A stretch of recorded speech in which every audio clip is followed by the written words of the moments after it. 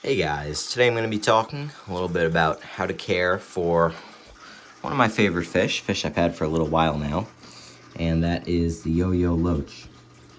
So I have 5 and I've had them for over a year now, and I've noticed that recently they've become popular. A lot of people seem to keep these things, so that would be a good idea to make a video about them. First thing I'm going to go over is tank size. Now, these fish are pretty large. This is one of the smaller ones in the school, and you can see next to my hand, he's about the size of my pinky finger. That one's one of the larger ones. You can see he's about 3 inches long, that guy. So I definitely wouldn't keep them in any nano tanks, and they are schooling fish, so they need to be kept in a large enough tank to hold about 3 or 4 of them. Obviously, just like with any schooling fish, the more you have, the better. But it's not realistic for everyone to have a school of 10 or 15, so I think about 3 or 4 is a good place to, start.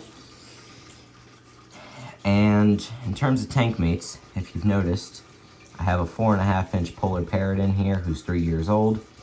This isn't the type of cichlid where he'll kill anything that moves, but it is the type of cichlid that's pretty assertive and can be sometimes territorial.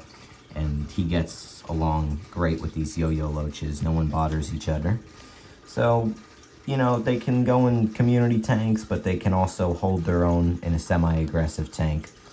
Just anything, if the fish can fit in its mouth, it's going to eat it. That's a pretty general rule.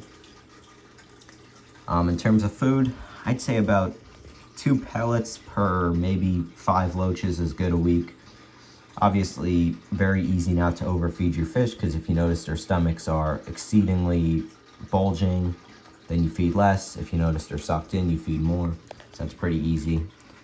In terms of temperature, I keep mine at around 80 to 82 degrees, but I noticed a lot of people like to keep them with goldfish, which is obviously a much colder environment, at around 65 degrees. And I've seen it work for many people now. That's not the recommended temperature, but I've noticed a lot of people have good luck keeping these guys with goldfish. I like to keep them with any cave that they can go inside of. See, I got a little log back there that they like to hide in and sleep in.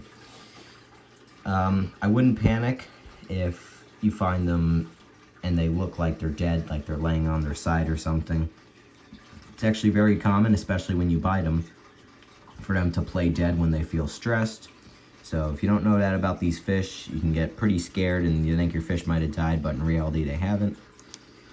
These fish aren't too messy, pretty clean in my experience. So, one of the easier fish to keep. Very hardy. I've only had 2 die so far. And yeah, that's all I have to say about these fish.